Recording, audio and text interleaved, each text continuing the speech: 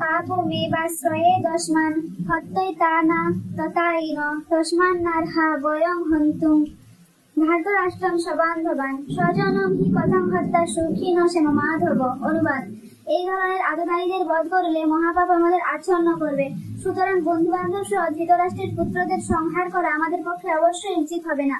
হে মাধব, লক্ষ্মীপতি শ্রীকৃষ্ণ, আত্মীয় স্বজনদের হত্যা করে আমাদের কি লাভ হবে, আর তা থেকে আমরা কেমন করে সুখী হব? যদ্যপত্যে ন পশ্যন্তি লোভে পহত চেতসং কুলক্ষয় ভৃতং দোষং মিত্রদ্রোহে চ পাতকং কথাং ন জ্ঞেয়মস্মাভিঃ পাপাদস্মান্নিবর্তিতুম কুলক্ষয় কৃতং দোষং প্রপশ্যদ্ভির জনার্দন।